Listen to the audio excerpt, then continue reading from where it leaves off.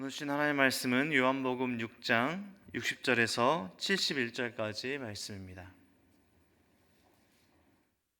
요한복음 6장 60절에서 71절까지 제가 봉독해 드리도록 하겠습니다.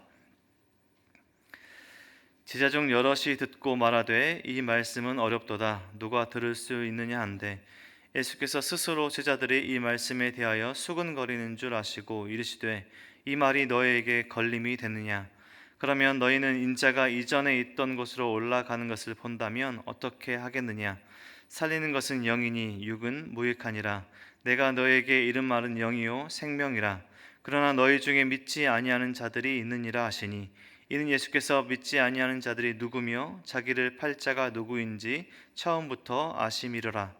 또 이르시되 그러므로 전에 너희에게 말하기를 내 아버지께서 오게 하여 주지 아니하시면 누구든지 내게 올 수 없다 하였노라 하시니라.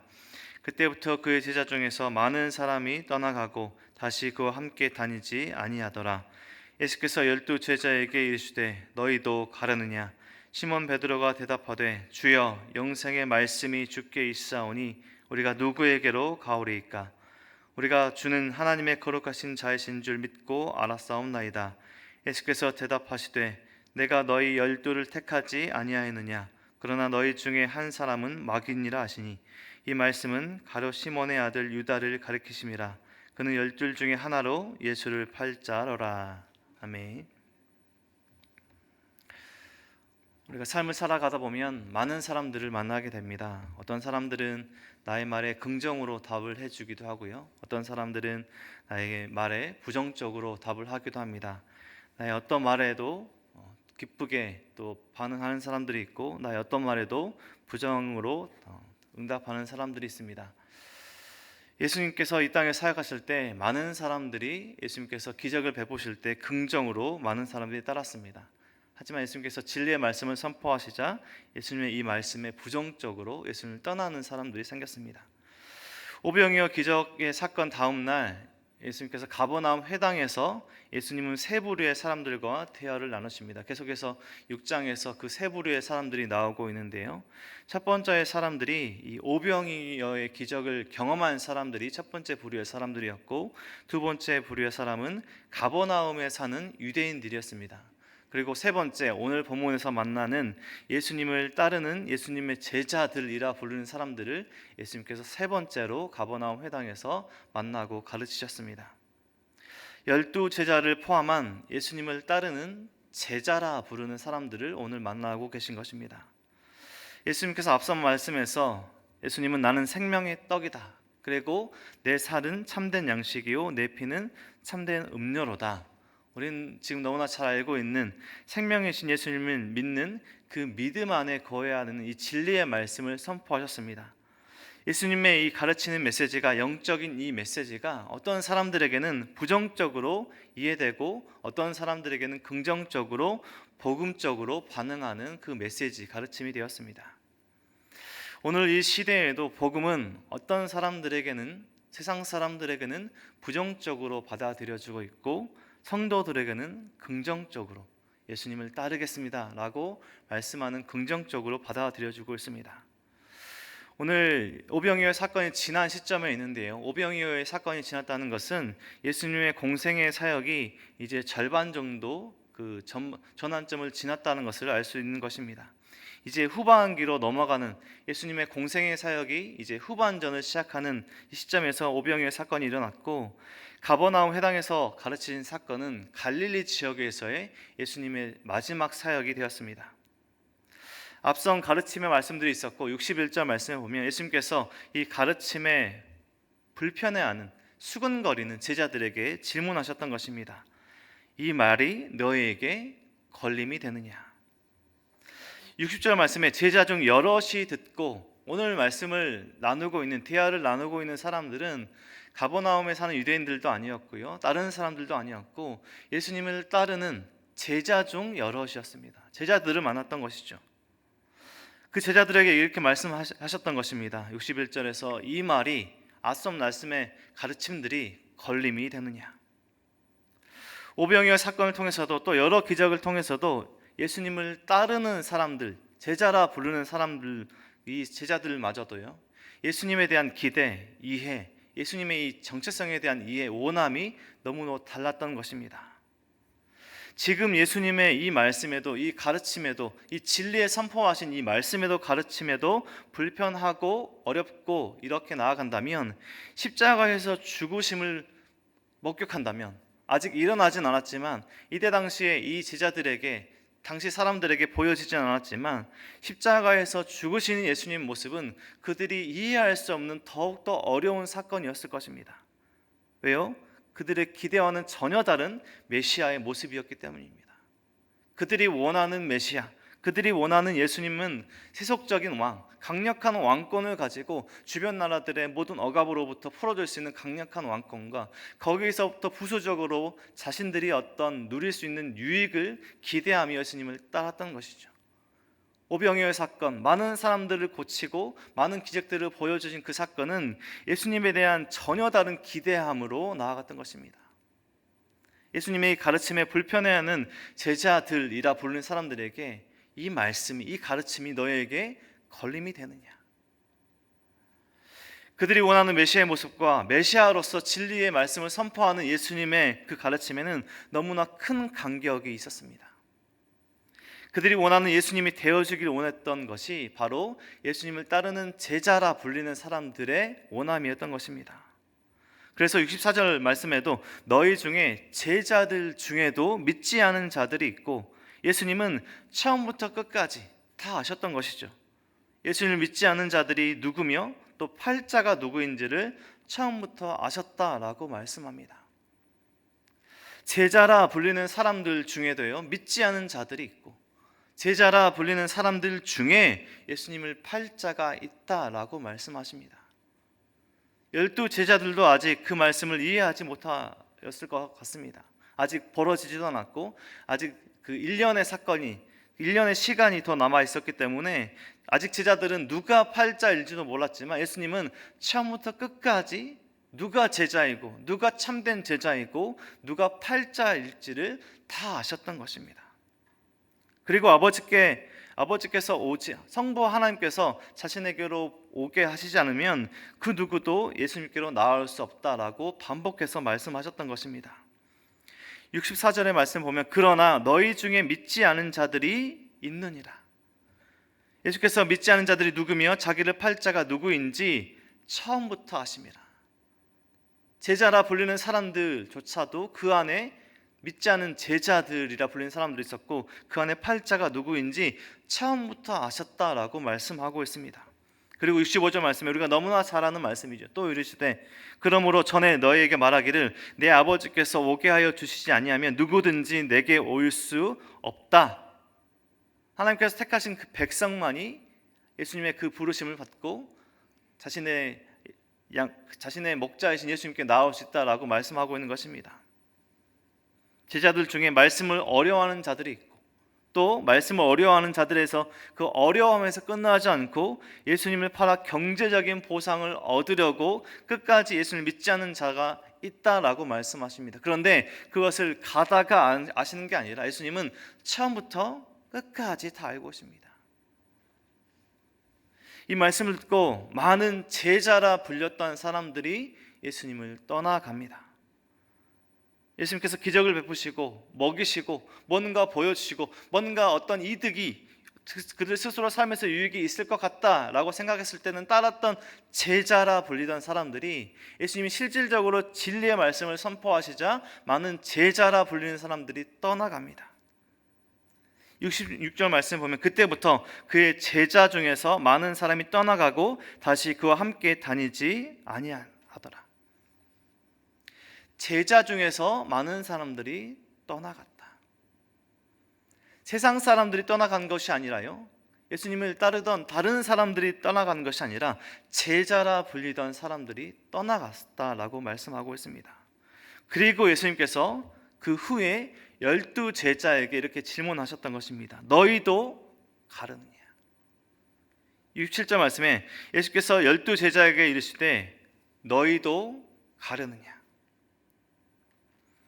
예수님께서 거의 2년 가까이를 이제 공생의 사역을 시작하셨고 많은 사역들을 하셨습니다. 가르치시고 고치시고 또 회복시키시고 천국 복음을 전파하시고 많은 사역들을 하셨는데 많은 제자들이 이제 예수님을 떠나갑니다. 진짜 진리의 말씀을 선포하시고 이제 십자가의 길을 점점 더 가까워오는 그 시점에서 많은 제자들이 떠나갑니다. 그리고 이제 12제자가 남았는데 그 12제자마저 떠난다면 예수님 옆에는 거의 아무도 없을 것입니다. 그렇다고 예수님의 사역이 실패했을까요?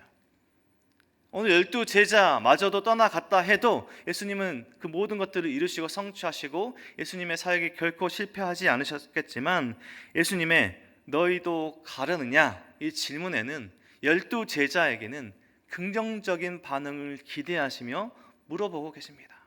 너희도 가려느냐. 그들의 대답마저도 12제자의 대답마저도 처음부터 끝까지 다 아셨지만 물어보십니다. 너희도 가려느냐. 베드로가 우리가 누구에게로 가오리까? 대표성을 가지고 베드로가 대답했던 것이죠. 69절 말씀에 68절 말씀에 시몬 베드로가 대답하되 주여 영생의 말씀이 주께 있사오니 우리가 누구에게로 가오리까? 우리가 12제자를 대표하면서 베드로가 이렇게 말씀했던 것입니다. 우리라는 이 단어로 이 대표성을 가지고 예수님의 너희도 가려느냐 이 말씀에 예수님 우린 예수님과 함께 가겠습니다. 예수님을 따라가겠습니다 라고 대답하고 있는 것입니다. 예수님께서 기대하는 대답을 했던 것입니다. 예수님은 긍정적으로 답하고 있는 이 베드로의 그 고백이 한편으로는 반갑기도 하셨을 것이고 그리고 예수님은 처음부터 끝까지 다 알고 계시죠. 이 우리라고 대답하고 있지만 베드로가 대표성을 가지고 말하고 있지만 이 12제자라 불리는 이 12제자들 중에 자신을 팔 가롯 유다도 있음을 예수님께서 알고 계십니다. 자신을 팔 가롯 유다도 있음을 아시는 예수님께서 안타까운 마음도 가지셨을 것 같습니다. 당시 제자들은 예수님의 이 말씀이 어떤 말씀인지 누구를 뜻하는지 알 수 없는 이 상태에서 오늘 가버나움 회당의 이 가르침이 이 사역이 마무리되고 있습니다. 70절과 71절이 이렇게 마무리됩니다. 예수께서 대답하시되 내가 너희 12를 택하지 아니하였느냐 그러나 너희 중에 한 사람은 마귀니라 하시니 이 말씀은 가롯 시몬의 아들 유다를 가리키심이라. 그는 12 중에 하나로 예수를 팔 자로라.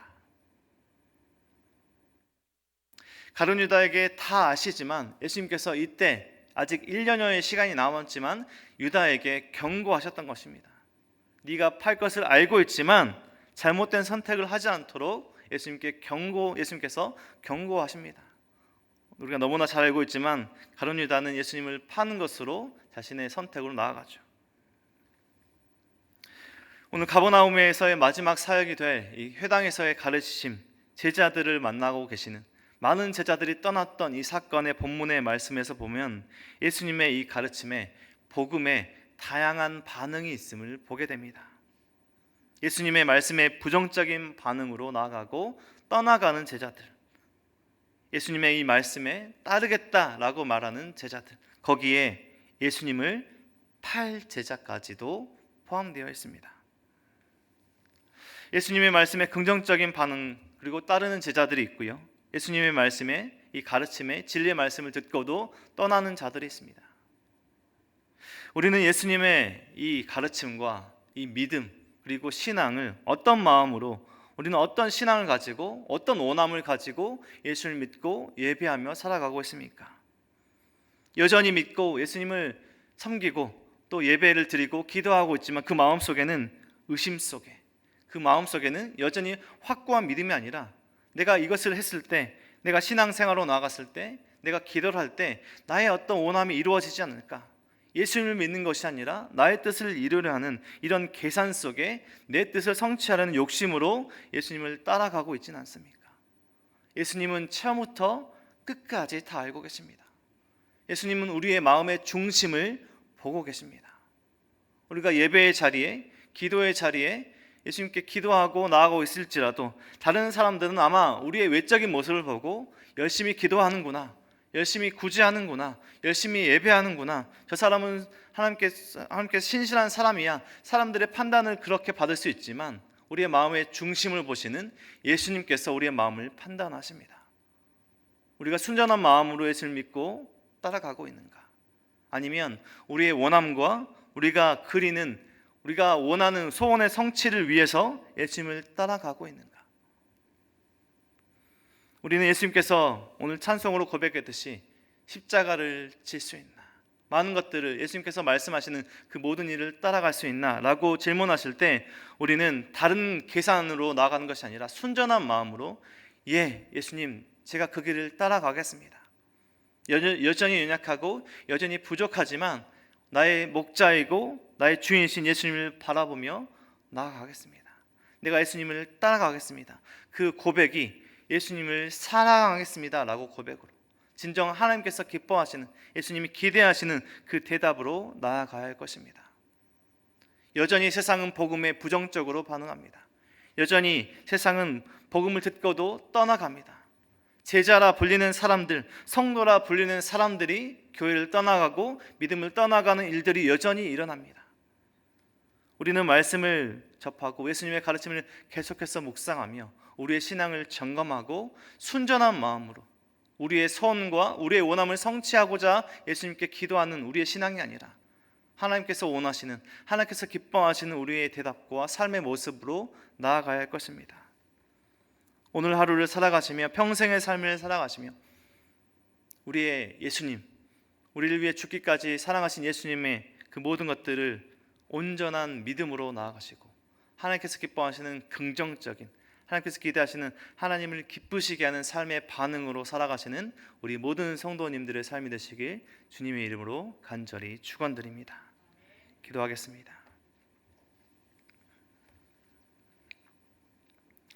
하나님 감사합니다. 오늘도 말씀으로 또 기도로 하루를 시작하게 하시니 감사합니다. 하나님, 우리가 세상을 살아가며 성도로 살아가며 어떤 모습으로 살아가고 있는지 우리의 삶을 되돌아보게 하시고 점검하게 하시고 말씀을 묵상하며 하나님께서 기뻐하시는 삶이 무엇인지 더 깨달아 하나님께서 기뻐하시는 오늘 하루의 삶을 살아갈 수 있도록 하나님 우리의 삶을 붙들어 주시옵소서. 내가 세상을 살아가며 우리가 세상을 이 땅에 살아가며 내가 원하는 대로, 내가 원하는 방식대로 신앙생활과 믿음생활 하려고 할 때가 있습니다. 말씀을 통하여 우리를 깨닫게 하시는 하나님의 은혜로 살아가게 하시고 나의 생각이 아니라 하나님의 생각과 뜻대로 살아가는 우리의 삶이 될 수 있도록 인도하여 주시옵소서. 우리의 삶에, 우리의 가정에, 우리의 공동체의 주인이신 하나님을 믿고 섬기며 하나님께서 기뻐하시는 오늘 하루의 삶과 평생의 삶을 살아갈 수 있도록 우리의 삶을 붙들어 주시옵소서. 모든 은혜와 사랑 감사드리며 우리를 사랑하신 예수 그리스도 이름으로 기도드립니다. 아멘.